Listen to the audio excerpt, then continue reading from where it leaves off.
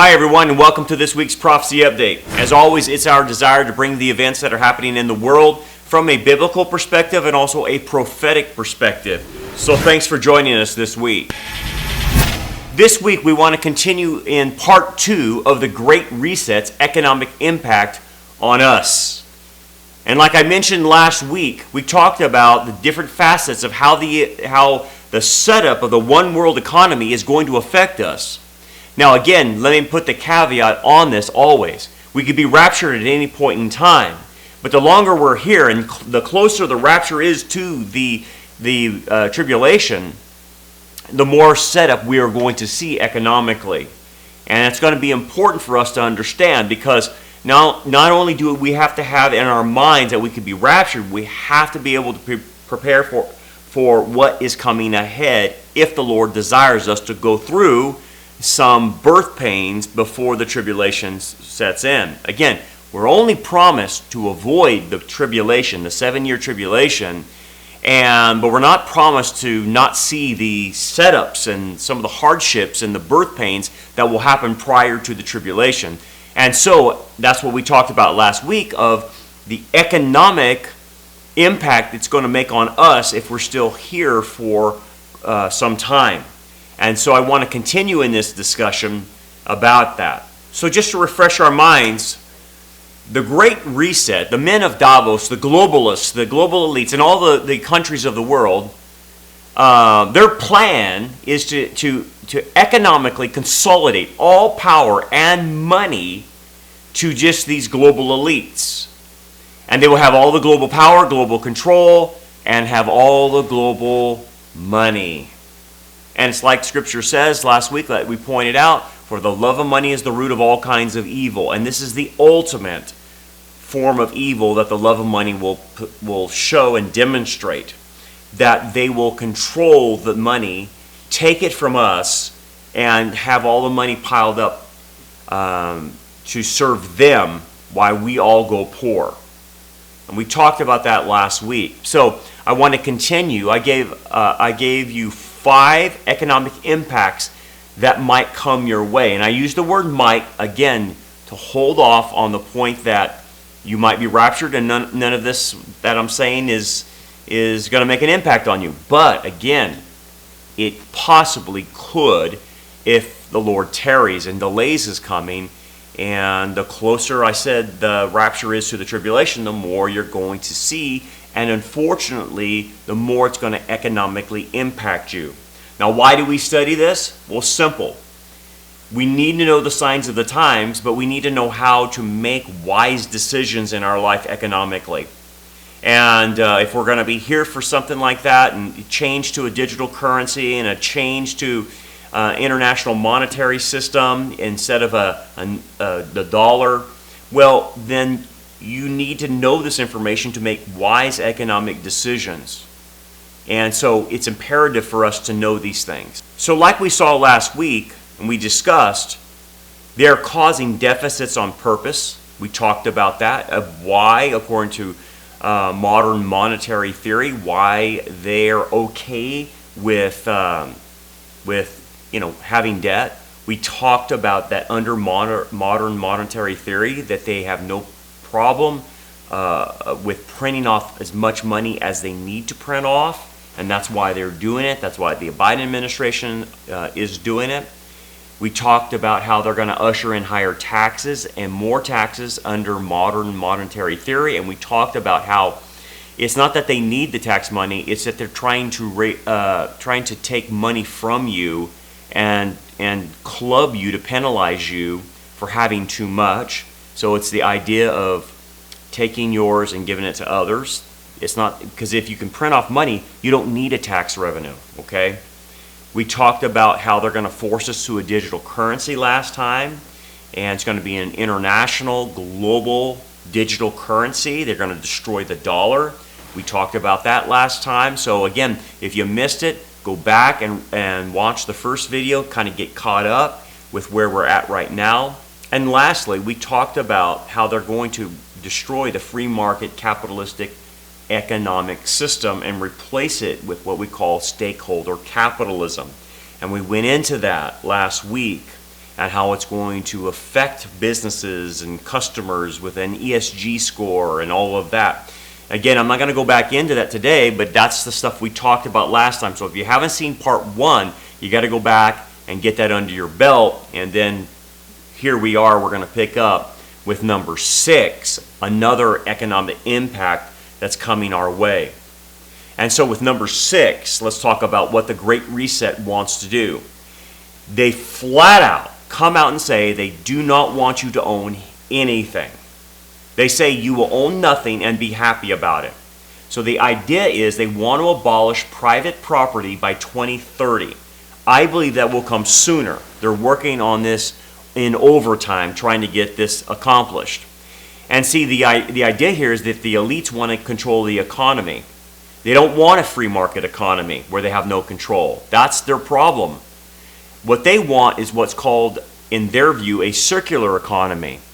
Basically, the idea is that you rent everything. You don't own anything, you just simply rent it.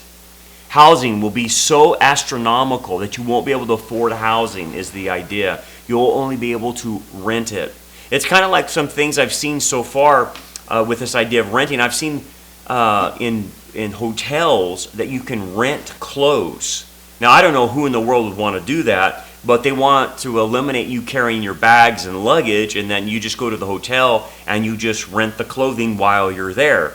I think that's absolutely gross. I would never do that, and because how many hundreds of other people rented those clothes?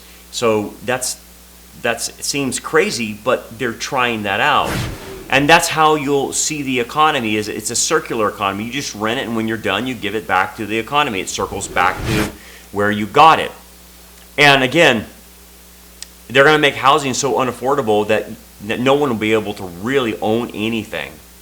They will force people to go green on their house, which, putting solar panels, energy efficient, windows, all this other stuff, and make it very expensive for you to upgrade your house to a greenhouse.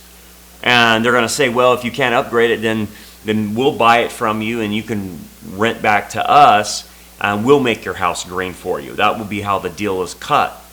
And they're going to force everybody in real estate to go green. That's just the way it is.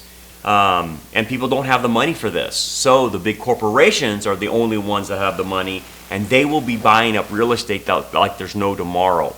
It's the same thing the big corporations are doing as far as buying farmland. They're making it impossible for the small farmer to be able to farm on this land.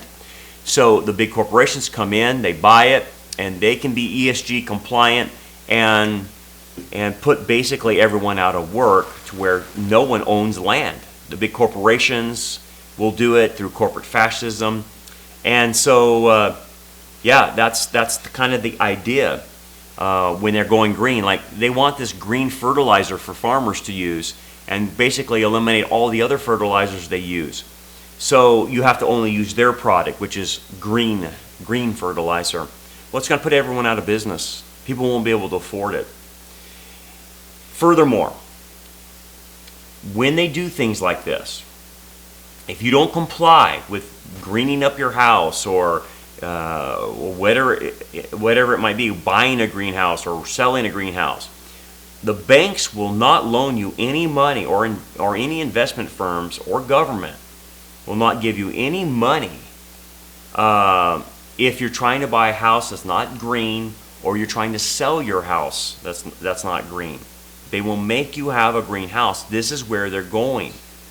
So eventually, no one will be owners anymore. They will not be able to keep up the rules and regulations of owning a home or a property or a commercial property. That's how they're going to push people out of owning private property. They'll just make it so expensive to own something that you don't want to do it. You just rather rent, and the government will buy it from you. Eventually, if you don't comply, if you don't go green, if you don't march according to the narrative, they're going to kick you out of your house, because they're not going to have people that rent from them who are going against the government. They might stick us somewhere in some apartments downtown or something like that, but you won't be able to live in your home. And again, this is all a possibility. I'm not saying it's going to necessarily necessarily happen, but this is what they're projecting. And again, we don't know if we're going to be here for this, but this is what they're saying. So I'm giving you the worst case scenario in what they want to do. And so the idea is, well, you can't afford your home, you're going against the narrative, we're sorry. Here are these places that you can live, kind of like a camp, is the idea, because you don't go along with the narrative.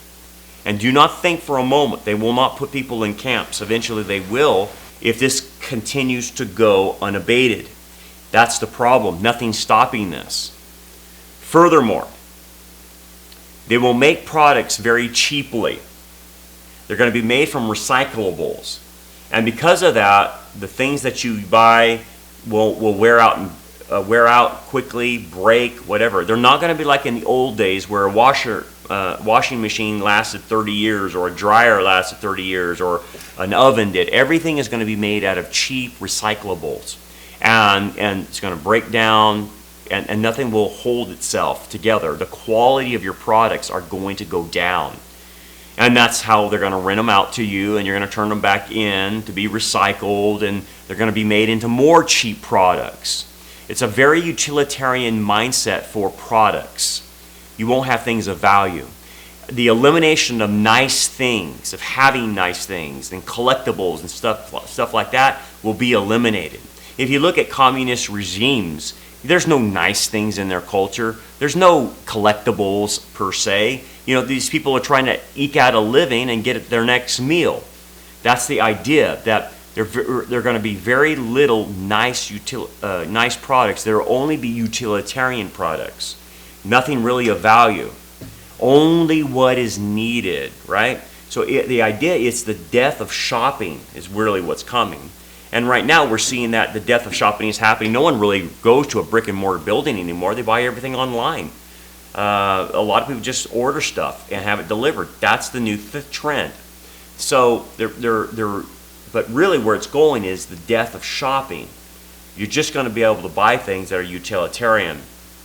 And the elites, of course, will decide what's in our best interest for the collective and force that on us. So if they say, hey, your collection of whatever doesn't fit our narrative of society, then we're not going to allow that to be purchased anymore. So say like guns or something like that, or bullets or something like that. That's going to be one of the things they decide, well, that has no value, and so we're going to eliminate that because that's not a utilitarian product. Why would you need a gun? Again, that's what they're saying. You see how it goes? And they're going to deem other products that way as well, whatever that might be. They're going to deem that's a value and that's not a value. They will make all decisions. Instead of the markets and the free market system allowing itself to say these items are what people say is valuable, these items are what people say are not valuable. They will not let the market decide. The elites will decide what's important and what is not. It's pretty scary, but it's a complete control of our economy. They will decide what's the best interest for us. Okay? Not what you think, but what they think. They'll tell business owners what to make, what to sell, how much to sell it at, how much to make it, and when to make it. They'll control everything as far as producing these items. And the UN will be weaponized to govern private businesses. And they will do it through what they call Integrating Task Force on Climate-Related Financial Disclosures, TCFD. Basically, it's a UN task force. And basically, they will get into our government and the governments around the world and basically make sure that the governments of the world are following the UN. It will be, in essence, like a governmental auditor, on business that requires assessments and disclosures of potential financial impacts.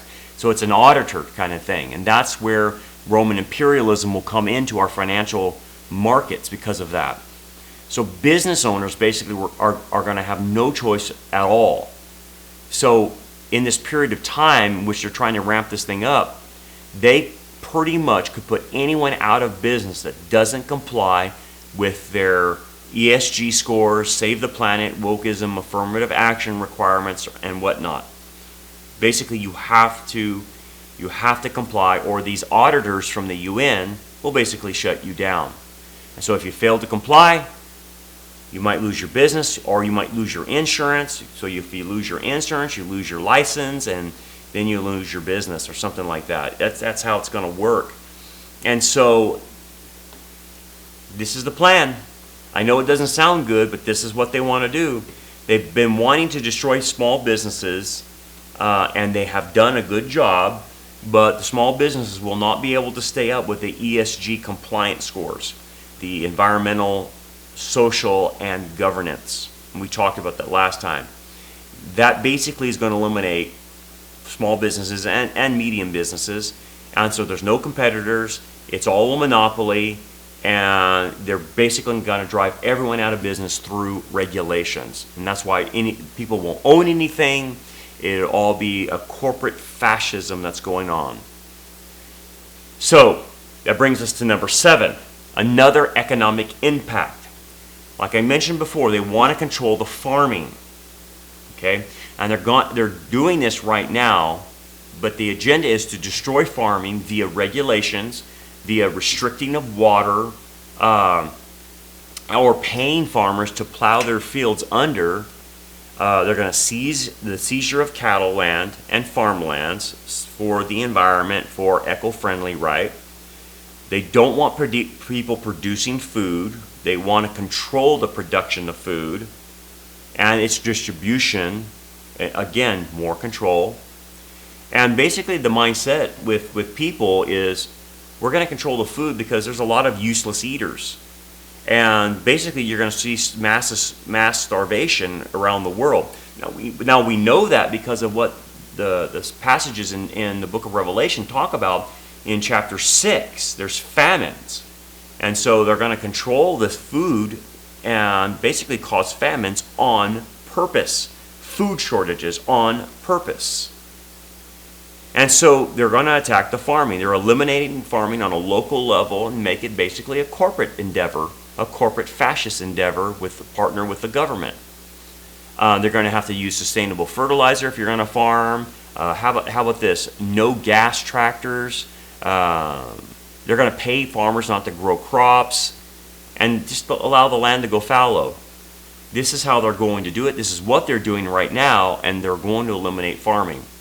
And they're going to eliminate not only just farming, but even the cattle industry as well. That's on their agenda. So remember, if you can control food, you can control people. Okay, number 8. They want to destroy our wealth via governmental spending. Okay? So in their fantasy world of modern monetary theory, they believe inflation is not from printing too much money, which it is, but it's due to the players of the economy overspending, is their mindset. Really? Wow. So here's the thing. You and I are the players in the economy, as is the government in their mindset, okay, under modern monetary theory. However, the overspending is done on our part and not theirs, okay? So remember, they want to keep a certain amount of debt. They believe debt is good. I know that sounds weird, but they do believe this under modern monetary theory. Now remember, under modern monetary theory, they actually want a certain level of national debt. They don't want it too small, they don't want it too big. Again, I don't know what big means in their scheme of things, but in their minds, you can actually have too much debt. And it will cause inflation to go levels to go very high.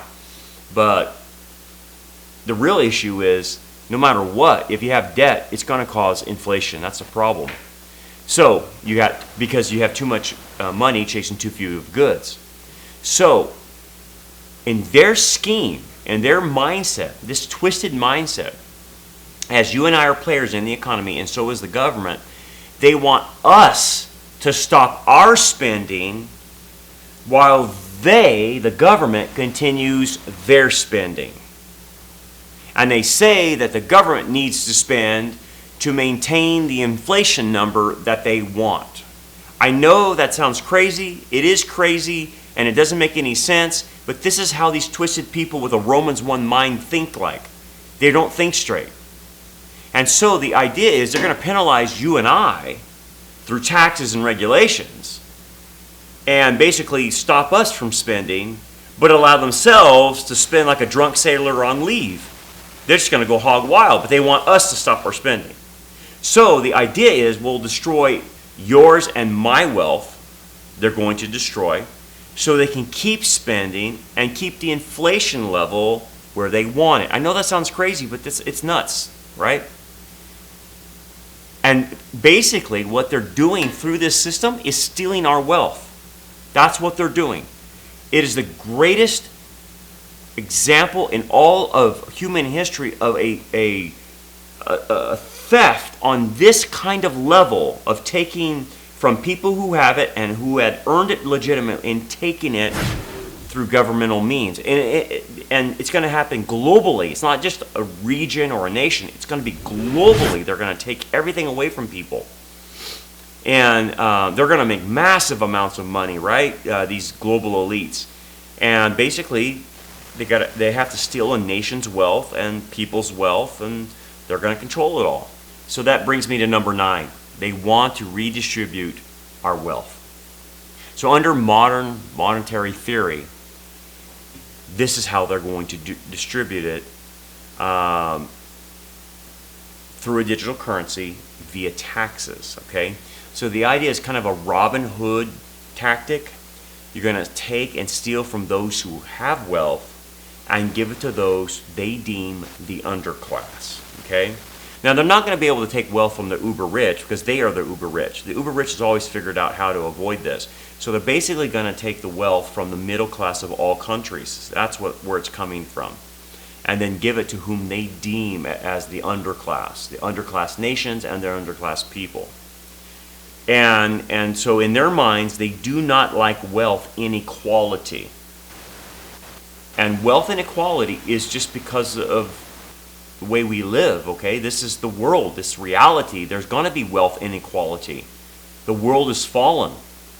And then the other thing is, too, at least in America and some Western nations, we provide an equal opportunity, but we cannot guarantee equal outcomes because typically equal outcomes are deemed the responsibility of the person. And it has to do with their IQs. It has to do with all kinds of things that's endemic to the person. Do they have a desire to succeed?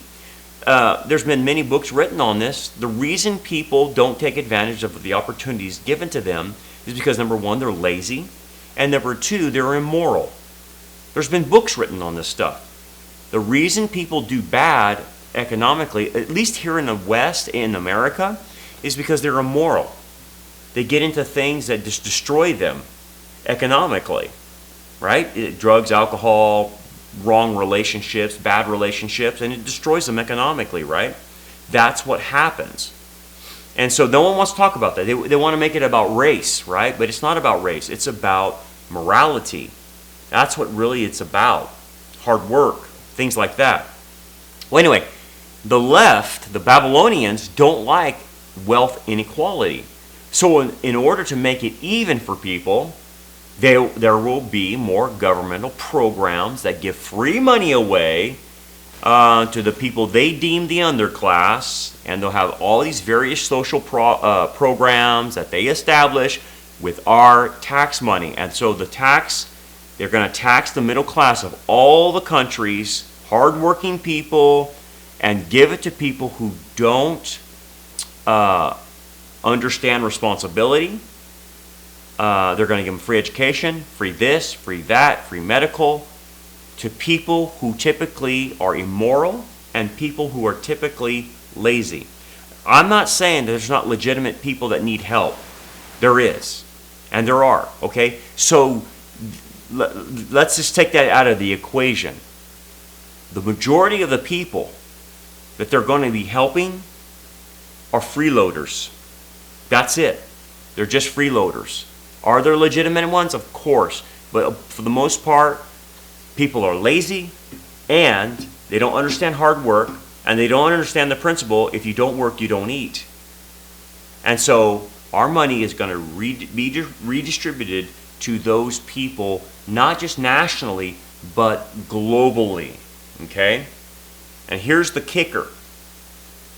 If you can just print off money, why don't they just print off money and provide all these social programs and give these people that free money that you just printed off? Why do they need to tax us and regulate us? Well, they don't need our taxes, and they don't need our money. The reason is they are doing it on purpose to destroy our wealth. That's the whole point. If you can just print money, why would you need my taxes? It's to destroy our wealth. And Americans' wealth in America is something that the world prizes. They want to bring America down so that we all in America become dependent on the government, not just simply the United States government, but the one world government that's coming. They want a dependency on government. That's what the whole agenda is about. That brings me to number 10. They want to use money to leverage our behaviors. Okay? They're going to control us with money. So how so? Well, it's a way to get people to behave like unbelievers, secularists, humanists, or Babylonian, ungodly people. Okay? So what they're going to have is kind of a Babylonian, if you want to call it, syntax. Okay? Now, what do you mean by that? Well, I call it Babylon because it's coming straight from the devil. It's coming from the whore of Babel. Okay? So here's the idea. If you do not keep the laws, the precepts, the value systems of the whore of Babylon, that's the one world religion, if you don't keep that, if you don't, or you're not for stopping climate change, if you're not ESG compliant, if you know, you're not pro-LGBT or pro-transgender, whatever it might be, if you're not that, they're going to tax you to get control of your behavior. So you will get excessive taxes if you're not ESG compliant. If you don't have an electric car and you're running a gas car and you're running it through your big SUV, and they're going to tax you on doing that. They're going to tax you on how much gas you use or how far you have to drive, and tax the food that you want, like meat, or they'll limit you on food, limit you on gas, limit you on your consumption of things.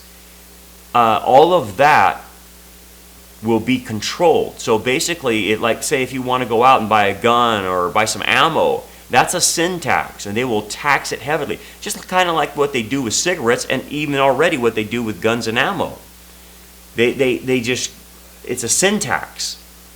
And that's where they're going to get compliancy out of you.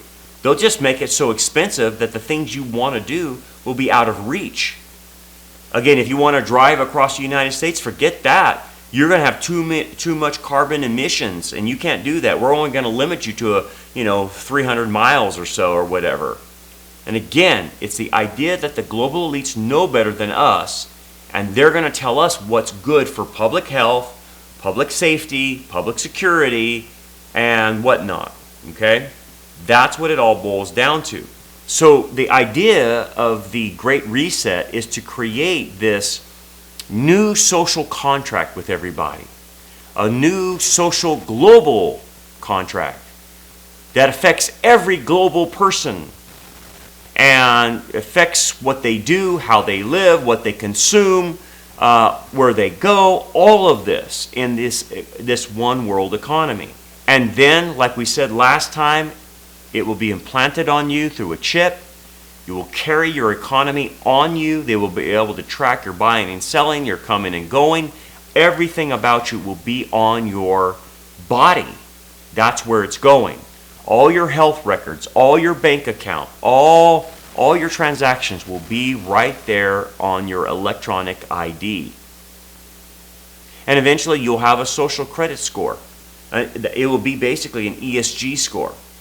And based on how you score on that, they will either penalize you and punish you, or they will let you get to have a few things that are nice. or whatever it might be. It's completely Orwellian. It's an Orwellian nightmare, and unfortunately, this is where we're going. Imagine them being able to push a button and wipe out your whole banking, your whole savings account. Oh, where'd it go? We don't know, for non-compliance. Imagine them taking out money because you were not ESG compliant out of your bank. We're gonna tax you 10% of what you have in your savings. You see what's happening here? It's the control of the economy. You can shape the values and shape the behaviors of the people who are connected to the system. So all the global government has to do once the system is implemented is just make new tax codes or new regulations, and then they can manipulate people into whatever behavior they want. They have now found the ultimate system to get control of people, and it's through economics. So with that being said, like I said at the beginning, again, I don't know how much we're going to see of this. I know the end game, where it ends in the tribulation, and basically the whole world is in poverty, according to Revelation chapter 6. How much we see, I don't know. How much we go through, I don't know. But we have to have two narratives in our head. We could be raptured at any time, but I also could see a lot more. So if I'm going to see a lot more in that narrative, then I better be prepared economically for this. I better make wise decisions based on what they say they want to do.